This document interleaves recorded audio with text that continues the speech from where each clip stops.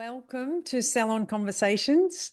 It's really nice to have you here. I do appreciate that you tune in and that you listen. It really means a lot to me. I wish that I had someone like me bringing things to my attention and helping me in my business all those years ago, and I didn't. And the reason I do it is because I would really like you to have someone to provoke thinking, help you to understand that so much that you can do. It's really cool. But you can only do so much at any one time. So you've got to be very mindful of your capabilities. Today's topic is about breath work, and it's a really interesting topic for me because I remember my negative thinking when people used to talk about breath work, and I'm thinking, what am I breathing anyway? Like, what's the big fuss? And it was just my ignorance, really. I didn't really understand.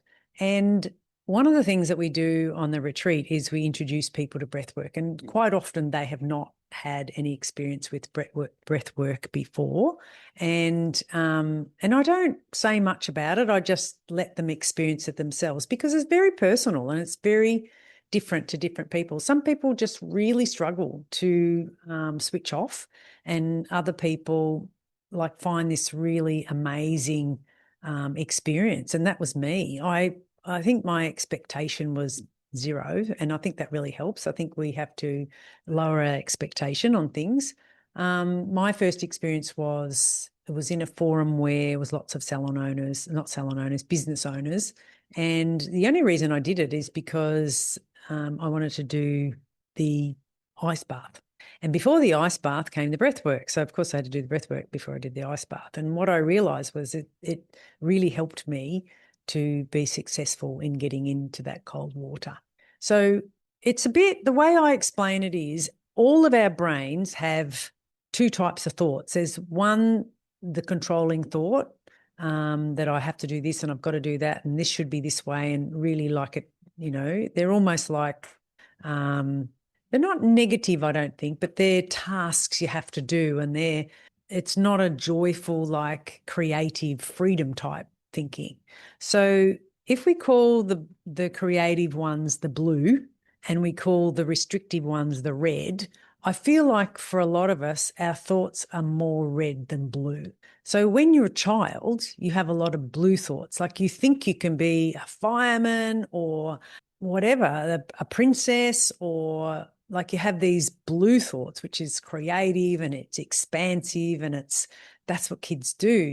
What are you going to be when you grow up? And a kid tells you what he's going to be, or she.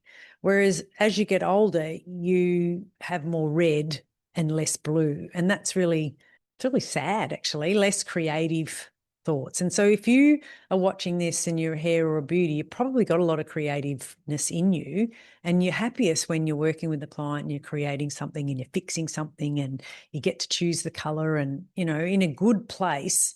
That's what we love, right? But we have responsibility of earning money and dealing with the rent and the wages and all of that. So that kind of tends to ruin your creativeness.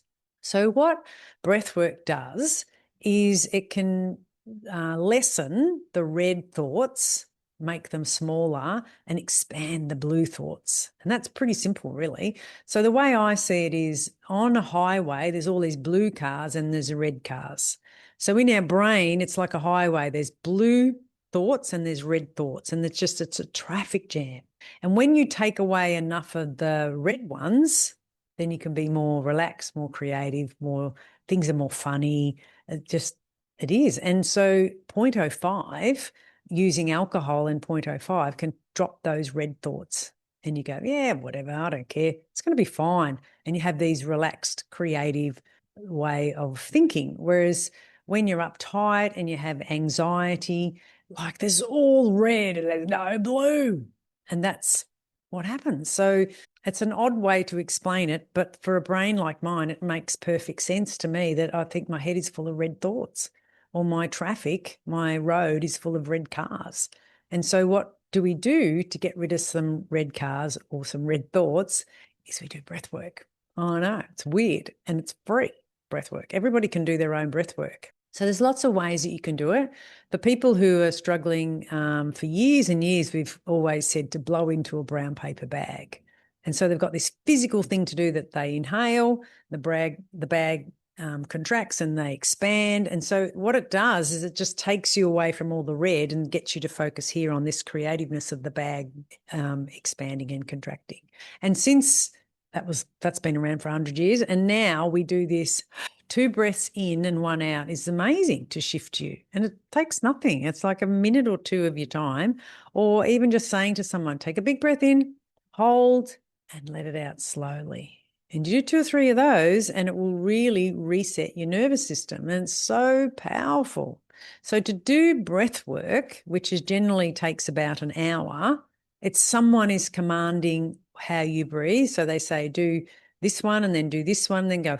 When we give birth, we do the breath work, right? And so when you're doing it, you're thinking, this hurts so much and you don't want to do the breath work. And someone's there saying, inhale. I don't know how it goes, whatever it goes. It's too long ago for me, but it's a fascinating way to reset your body. And the greatest connection between your body struggling and your mind struggling is breath. That's it. That's the connection.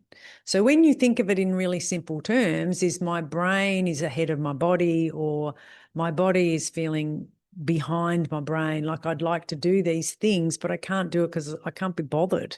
And my body's feeling tired and, out of energy and all that. And so breath work can put some energy back in. There's a really good Tony Robbins one that I have. It's about 15 minutes, and it's a meditation on about 30 of these. So he goes, and it's like pumping yourself up, and then you pause and you think about it and you do it again and you do 3 rounds. And it's just like your whole body can tingle afterwards. And you think, how does that work? How does breath work change your physical state? It does. And it changes your mental state. So this physical state of using your hands up and down like that and then pausing changes your mental state. It's weird. I don't know, but it's like the pipe between your body and your mind. So when you feel anxious, it's because your mind's spinning ahead too much. And when you feel can't be bothered, your body's behind. And so the connection is there. Let's just try it. It's really, really worth it. What happens when you do a big breathwork session, like they're all little small ones to shift your space. Like if you think, oh, I've got to do this and I can't be bothered, just do 30 in and out breaths and pause. And another thing they get you to do is hold your breath. And I can hold my breath for 3 minutes. Can't believe it. When I first started, it was a minute, but you just get better at it. And what it does is it sends oxygen to all the little veins in your brain and your body, whereas it's like we only use the big highways, the big roads, and veins and capillaries and all of those are just blood flow. And they say that when we have Alzheimer's and dementia and things like that, it's because we haven't used all of our blood vessels. And so that's when you get poor circulation and all of that. So when you do breath work, you flush oxygen to all parts of your body. It's fascinating. So if you think about, when you look at a road map, there's the big highways that take you from Melbourne to Sydney and from Sydney to Brisbane, but there's all these other little roads. And so when you do breath work, that's when all the other roads get lit up and you get used, and you just have this amazing feeling of aliveness. It's really powerful. You can do it on your own. You can Google and find all sorts of ones that you can breathe along with, because to do it on your own is a bit tricky, but to breathe along and just do as you're told is really much easier. I use Wim Hof. He has a breath app, and it's, can't remember what it's called, but you'd find it. And there's a free version and there's a paid version. So that's how I learnt to hold my breath for 3 minutes, because I just did it. You do 30 breaths and then hold your breath, 30 breaths and hold your breath. Now you can do it 10 times or you can do it 3 times, but if you just start. So start small is really good. And it just sort of sends energy and blood flow to all of your body and you feel alive. So it's really good. So when you do a big breath work and someone takes you through it, which I would suggest that you do, you go and you pay someone, you can do it in a group or you can do it privately. This doesn't happen for everybody, but it certainly happens for me. I get this really, it's like dreaming when you're awake. You know, when you dream something, but when you dream something, it's often quite upside down and inside out and a bit obscure. But when you do breath work with someone, you can start to think about something. Like it might be thinking about your future or thinking about what you want to manifest and that. And when you do that, you just go deeper and deeper and deeper into the thought. And because all the red thoughts are gone, all the red cars are gone, then your creativeness is much bigger. And it's like, when people say to you red or blue and you go blue, and then they say light or dark and you say dark, like that's the first thought. So you don't even know how you said it, but you end up in a place where you didn't really know you could take yourself. One, because you spend the time, and two, because you just let go of the red controlling thoughts and you just answer, like I said, red or blue, blue. You just say one. Like I remember doing this one years ago. It was a meditation, and she said that we were working on a problem. I think the problem was frustration. And she said, did it happen before you were born or after you were born? And you say before. Was it in a previous life or a later life? Later. Like you just say the answers. And what happens is you end up in a place where you didn't even imagine you could be. And for me, it was like I ended up in this, it was not in this lifetime, it was a lifetime before, which to me is really like, how did that happen? And I was this woman who had all these children, and I was washing and doing all this hard chores, and my kids were all playing with the ball and they weren't helping. And my thought was, the reason I was doing it was on frustration. And what happens is you realize that this thinking and stuff has been handed down to you. So it was a couple of generations ago when my soul was this woman born in, I don't know, the early, 1800s or whatever. And I'm doing the washing all by hand and the kids weren't helping. And so what she said was, if you could have your time, go back then, what would you do? And I said, I would ask the kids to help me. And so I do. I ask the kids to help me and they put their ball down and they come and help me. And then I'm not frustrated, because instead of feeling resentment towards I had all this work to do, I ask for help. And that's been something I haven't been able to do very well. My life is ask for help, and that I don't ask for help. And then I get frustrated and resentful and nothing changes. And so during this breath work, I'm thinking about how I could fix the problem way back then, a couple of generations ago, and then you manifest that into today. And I don't know how it works, but it works. And then my frustration ratio, it just dropped. Now, what's that about? That's breath work, right? It's about taking yourself on an imaginary journey to a different time and place. And that's a past one. I've done a future one. It's about me building a villa in Bali, and my parents are there, which have both passed away. And my dad's saying, it's a really good place, Lise. You should be really proud of yourself. And I get this wonderful feeling of gratitude that my dad could see it and comment, and I still have this connection with my dad, even though he's passed. And in many ways, I probably have a better connection with him now that he's gone than I did in the last 10 years of his life, because he was unwell and all that. And so it can open up channels to speak to people that are no longer here. And that's what medium people do. They say, is there someone in the audience who's just had this, or someone's passed over, and they can give you messages from people that aren't here. And you think, how does that work?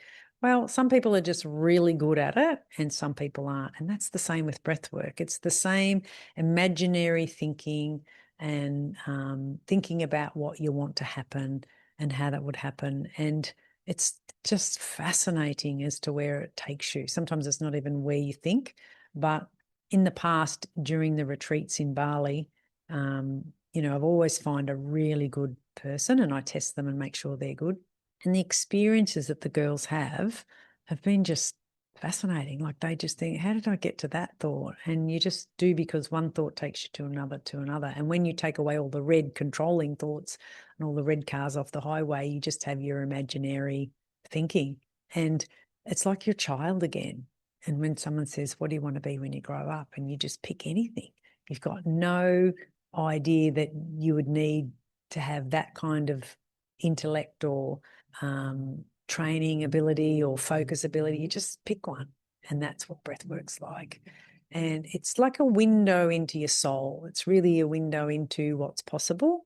And I don't know, I just think try it, experience it, see what you think. But it's a really lovely gift, and it's one of the things I really love doing. when I have people here on my retreat, because that and sound healing is another one, like this, an imaginary time when you're just thinking of the sounds and they change them and they're beautiful and you just let go. And so this whole ability to switch off, I don't think it's possible to switch off when you stay in your same environment. So switching off is really important, and it's very difficult to switch off when you're so attached to all of the things. You could, but it is more difficult. Letting go and just letting your thoughts take you wherever. And then the last one is like finding that focus, thinking about how could it be, finding the focus and what would you like it to be. And I think all of those things are just magnified when you are taken out of your environment, when you're with like-minded people like you that have a business, that have done so well and succeeded in so many areas, but it's almost like you need an icing on your cake, like you've done so much, but then all of us get stuck at a certain place. We kind of get stuck at, it might be 14 members, or we get stuck at 15,000 a week, or we get stuck at the hours you work. And so that pushing past that stuck state is what can happen with a different strategy, not working harder. Working harder, I don't think that's the right word. I think working smarter, getting to share the load with people and you not being the whole person responsible, but feeling brave enough to go, you know what, I'm going to take a week off and I'm going to do it without my partner and my kids and all of that. And I'm going to do it to me, because if you put more energy back into you and if you're healthier, everybody benefits, your family benefits, everybody benefits. So it's brave to be able to say, I'm having a week off and it's just for me. Like if you have a husband and children, that's harder to do than you think. And if you do it and you're lucky enough to have someone who can mind your kids, or, just do it. Just back yourself. You will not regret it. Getting people there is the hardest thing. Many of them return again for the second time because they just love that feeling of clarity. And that's really what you're gifted. If you do spend the time working on yourself, you get this really clear clarity. And then when you return and you go back to your business and something happens or whatever, you're really clear. You go, no, it's not going to work like that because this is what I want. And you're really clear. So it's just a joy, and I love doing it. It's just a bit of it's not my main focus or income, but I do it because I love it. It's just to be able to gift a busy mind like mine, that window into what peaceful looks like, what calm looks like, is such a joy. And I think one of the things that I hadn't really thought about is people say to me, it's just so lovely to have someone else organise all the meals and the activities and the adventures and be able to say, if you want this, go here, if you want this, go here. It's like really nice, because for most of us, we're the ones who do everything for everybody. And who looks after you, right? Who's the person who does these lovely things for you? So to have someone organise all that for you, it's really lovely. And that would be my pleasure. So if you are interested, and we'll put the link in the chat below, that if you are interested, we do one a year. We did 2 last year. So it just depends on the numbers and what we're doing, but it's really good for busy minds. It's really good for people like me, ADHD, had it all my life, obviously, and didn't know, but it just helped me to answer some questions about myself, and taught me to have a bit more compassion and grace for myself, rather than think, oh God, I've done it again. Yeah, you will. And you're going to do it again, Lise. So to teach me to be more loving and kind towards myself, the way I would be for everybody else, but I had to learn to be more loving and kind to me, and to remove some of those red cars or red thoughts and to just enjoy the blue ones. It's been game-changing, and I'd love to share that with you. So if you're have any opportunity to do breath work, please take it, because you can't get it wrong. What's the worst that can happen? You can do it and go, no, didn't work. Okay, nothing bad's going to happen. Can you see I've got this dot on my head? That's pretty amusing. I went again. The leaves are moving outside the window. So now I'm waffling on. Thank you for coming and listening to this podcast. And if you think of someone and you think, yeah, I think she could use this, or yeah, just pass it on. I think, like anything, if you share, it means you care. It's pretty simple. So if you think this would be helpful to anybody, you don't have to be a salon owner. It could be your dad. Doesn't matter. Just share it, because that would make me very happy. Have a good day, and I will see you in the next one. Bye for now.